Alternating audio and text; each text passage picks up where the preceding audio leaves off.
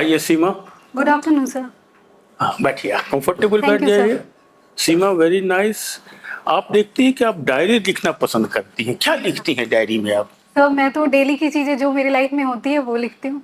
दिन में जो होता है वो लिखती हैं? अच्छा, गुड।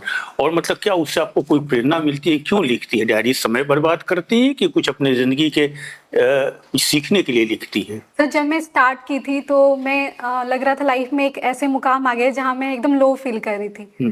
तो डायरी एक तरह से मेरा एक भाग है जिसमें मेरी लाइफ में अगर कुछ अजीब हो रहा है तो मैं लिखती हूँ, और आगे कैसे काम करना है, खुद को मोटिवेट रखना है, उसके लिए टारगेट्स भी लिखती हूँ, और लाइफ में जो छोटी मोटी घटनाएं होती हैं वो लिखती हूँ। इससे मैं मोटिवेटेड फील करती हूँ। मेरी लिखने की शैली जो है वो काफ़ी अच्छी हो गई है, और काफ़ी मैं सेल्फ कॉन्फिडेंस हुई हूँ उसके बाद। आपके जैसे बल्कि आपसे भी एक यंग गर्ल की डायरी विश्व में बहुत प्रसिद्ध हो गई है, कुछ अंदाज है उसकी डायरी? और फिर यंग गर्ल किसकी डायरी? ये सर एना फ्रैंक की डायरी है। वो उनकी डायरी में क्या था? एना फ्रैंक की डायरी को क्या एना अनुभव? फ्रैंक सेकेंड वर्ल्ड वॉर के टाइम में जब नाजी इन्वेजन हो रहा था तो उसमें उसका सामना उनको करना पड़ा, रूम में घर में बंद रहना पड़ा 2 साल जो नाजी इन्वेजन हुआ। तो उसमें उन्होंने अपनी लाइफ में क्या क्या घटनाएं हुई हैं वो लिखी हैं। आप तो ये हिस्ट्री की भी स्टूडेंट हैं। इन यहूदियों में क्या था कि हर जगह उन पर अत्याचार होते रहे? नाजियों ने उन्हें कराया, अभी वो वहाँ भी कन्फ्लिक्ट होता है। क्या था यहूदियों में? क्या ऐसा करते थे जिनसे उनसे विभिन्न जगह उनके ऊपर अत्याचार और उनसे लड़ाई होती रही है? सर जहाँ तक मैं अभी जान पा रही हूँ तो यहूदी उनको माना जाता था कि निम्न जाति के हैं क्रिश्चियन में, इसलिए उनको रेशियल एक तरह से डिस्क्रिमिनेशन किया जाता था उनके साथ कि वो जो उच्च क्रिश्चियन है उससे अलग है, तो इसलिए ज़्यादा कन्फ्लिक्ट हुए। और वर्तमान में जो इजराइल पैलेस्टीन वाला इशू चल रहा है वो लैंड को लेकर के, उनकी टेरिटरी को लेकर के है। अच्छा, आप तो चलो आप थोड़ा सा हिस्ट्री क्वेश्चन चाहिए तो मैं थोड़ा सा उससे बदलता हूँ। इंडियन नेशनल कांग्रेस फॉर्मेशन 1885 में हुआ। ये साधारण उसमें अंग्रेजों के साथ सहयोग करके करने के था। फिर क्या क्यों ऐसे हुआ कि ये भारतीय स्वाधीनता की मांग होने लगी कांग्रेस में? शुरुआत में तो ये सही को अंग्रेजों के मित्रों की संस्था थी एक तरह से। क्या हुआ, कैसी स्वतंत्रता की ओर हम लोग बढ़ने लगे? सर 1885 जब इसका गठन हुआ आईएनसी का, तो वो हमारा मॉडरेट फेज है। जो भी उसमें लीडर्स रहे वो मॉडरेट रहे। उनको विश्वास था कि जो ब्रिटिश गवर्नमेंट है वो यहाँ पे सुधार कर सकती है, ऐसा वो सोचते थे। बट जैसे जैसे टाइम हुआ, जैसे ब्रिटिश गवर्नमेंट ने अपनी पॉलिसी पेश की, जैसे 1892 का वो एक्ट लेकर आए, तो उसमें जो प्रोविजन था वो उनको सेटिस्फाइड नहीं कर पाया। और फिर जब 1905 में बंगाल विभाजन को लागू किया गया तो साफ ये जाहिर हो गया जितने भी लीडर्स के लिए कि ब्रिटिश गवर्नमेंट भारत के हित में कार्य नहीं कर रही है, वो केवल अपने औपनिवेशिक हितों की पूर्ति कर रही है। तो यहाँ से फिर हमारा एक्सट्रीमिस्ट फेज शुरू होता है जहाँ हम आंदोलन की ओर बढ़ते हैं, प्रार्थना पत्र और पिटीशन से आगे बढ़ करके। आप भारत की स्वतंत्रता प्राप्ति करने के लिए किसे ज्यादा प्रभावशाली मानती है, महात्मा गांधी को या नेताजी सुभाष चंद्र बोस को? जैसा मेरा अपना पर्सनल व्यू है तो मैं महात्मा गांधी को ज़्यादा प्रभावी मानती हूँ। नो डाउट कि सुभाष चंद्र बोस का भी इम्पोर्टेंट रोल रहा है। महात्मा गांधी जी को तो सोचो को अंग्रेजों से बहुत मित्रता थी, है ना? उनके काम करते थे, कभी बहुत कड़ा होकर उनके अगेंस्ट काम नहीं किया, तो अंग्रेज तो उनसे संतुष्ट आंदोलन करते रहने देते। सुभाष चंद्र बोस से उन्हें लगा कि ये तो आर्मी खड़ी हो सकती है, इंटरेस्ट पर लड़ाई विद्रोह हो सकता है। तो इस परिप्रेक्ष्य में क्या अपने विचार पर पुनः विचार करेंगे अपने स्टैंड पर?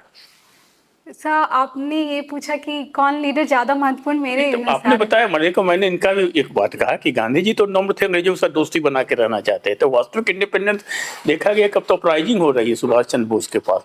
क्या विचार है आपने? फिर से आप अपने स्टैंड पर विचार करेंगे मैंने जो बिंदु उठाया उसको देखकर? सॉरी सर, आप एक बार एक क्वेश्चन रिपीट करेंगे? क्वेश्चन में कि गांधी जी तो अंग्रेजों से बहुत फ्रेंडली थी, उनका साथ सुभाष चंद्र बोस विद्रोह कर रहे थे, तो अंग्रेजों को लगा कि गांधी जी को तो संभाल लेंगे, सुभाष चंद्र बोस की तरफ बहुत ज्यादा विद्रोह आगे होते जाएगा, इसीलिए अच्छा है भारत छोड़ दो। तो मैं तो कहूंगा सुभाष चंद्र बोस का कंट्रीब्यूशन ज्यादा था। आप क्या समझती हैं? आप अपने स्टैंड को रिवाइज करेगी? आपने पहले गांधी जी को ज्यादा ये समझा। नहीं सर, सुभाष चंद्र बोस ने आर्मी बनाई काफी कम टाइम में, वो बर्मा वाले एरिया में सक्सेस भी रहे। पर जो आप भारत छोड़ो आंदोलन हुआ उसकी नींव महात्मा गांधी के आंदोलन में है। अच्छा चलो सुभाष ठीक चंद्र है, बोस समय ने नहीं उससे आई। महत्वपूर्ण शक्ति भूमिका जी निभाई। आइए, शक्ति जी।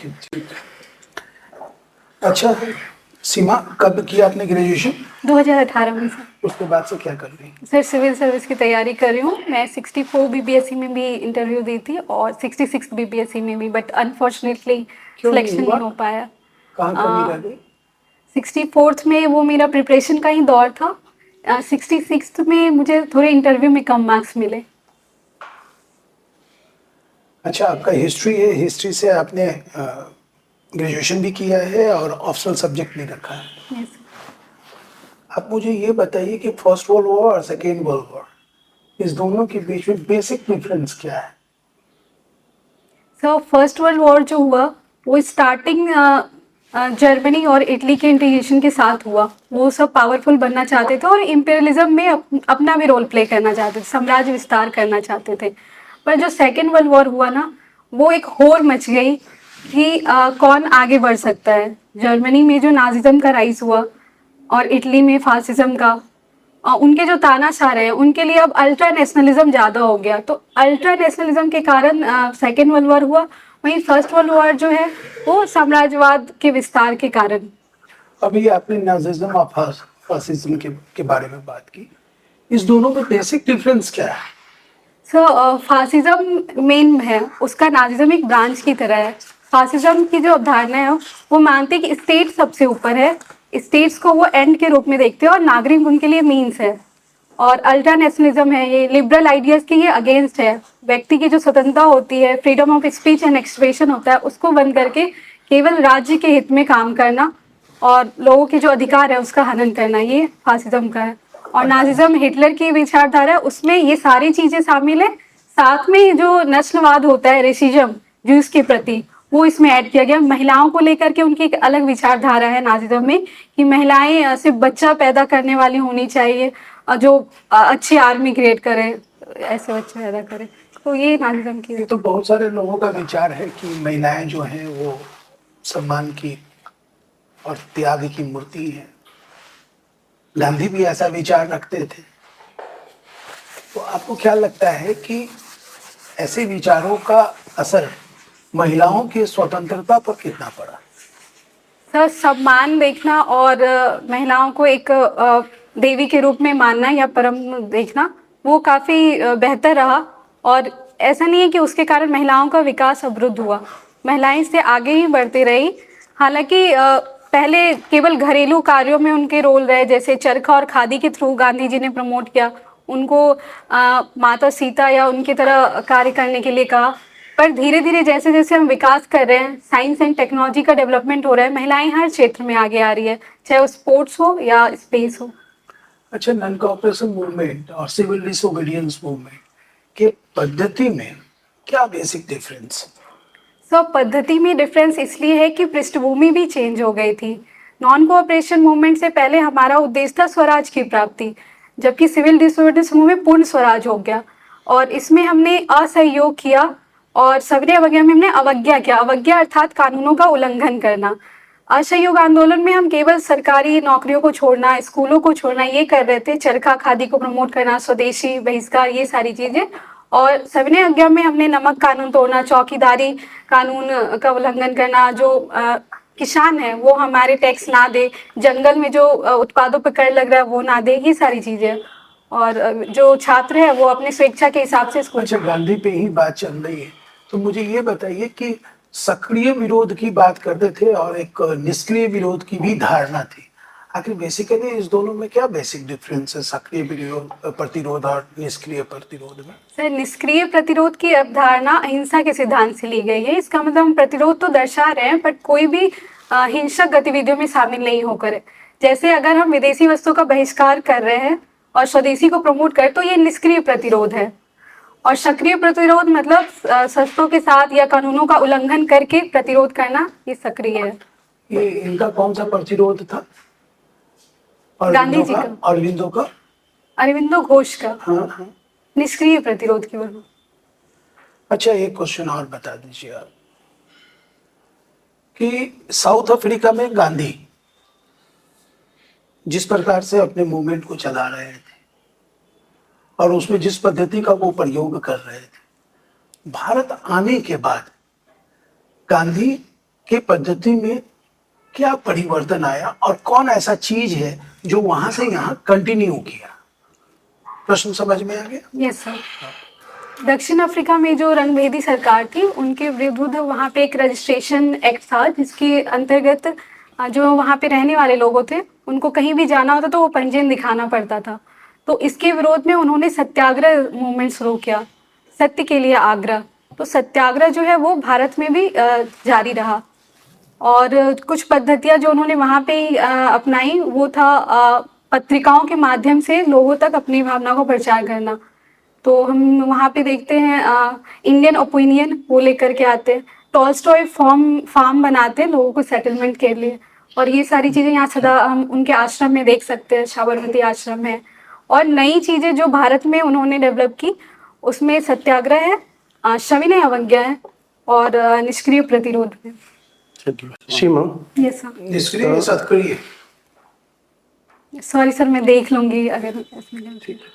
सीमा, Yes. भागलपुर से आप हैं। Yes sir. भागलपुर को आजकल टेक्सटाइल सिटी के रूप में जाना जाता है, ऐसा क्या है वहाँ पे? सर वहाँ पे सिल्क इंडस्ट्री काफी फेमस है और बिहार के जो सिल्क है उसको जीआई टैग मिला हुआ है। सिल्क है, रियल सिल्क है तसर या सिल्क है वो। कौन सा? तसर सिल्क, तसर। ओके, ठीक है। आपका पोस्ट प्रेफरेंस क्या है? बिहार प्रशासनिक सेवा, बिहार पुलिस सेवा, बिहार शिक्षा सेवा, बिहार वित्त सेवा। सपोज कीजिए आप वहाँ के डीएम थी, ओके, और अभी हाल में एक वहाँ का पुल गिरा है ना, ब्रिज जो पुल बन रहा था, लेकिन मान के चलिए कि वो पुल बन चुका था, रनिंग मोड में था, पुल गिर गया, आप वहाँ के एसडीएम हैं, डीएम जो है वो छुट्टी पे है, what you will do? Sir सबसे पहले जो कार्य होता है, जो पुल में क्षति हुई है जिन लोगों की, उनको प्रॉपर उपचार देना सबसे इमीडिएट काउज है। उसके बाद अन्य लोग सावधानी बरते, भीड़ भाड़ जमा ना हो, इसके लिए पुलिस प्रशासन को तैनात करना कि कोई ऐसी घटना ना हो। उसके बाद जो लॉन्ग टर्म में है वो ये है कि पुल में ऐसा क्या कारण था जिसके कारण ये चीज़ें हुई हैं, उसके पीछे छानबीन करना और फिर आगे के लिए हमें प्लान देना। तो सबसे पहले इमीडिएट है कि लोगों को उपचार मिले।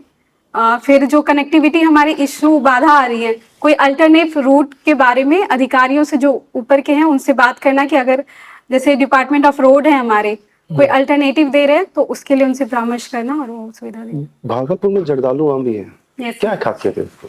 सर जर्दालू आम अगर अल्फांसो या मालदा से देखे तो थोड़े पल्पी होते हैं, कम पल्पी होते हैं, स्वाद में थोड़ी खट्टापन होता है और बट उसके ये फायदे है कि वो डाइजेस्ट जल्दी हो जाता है।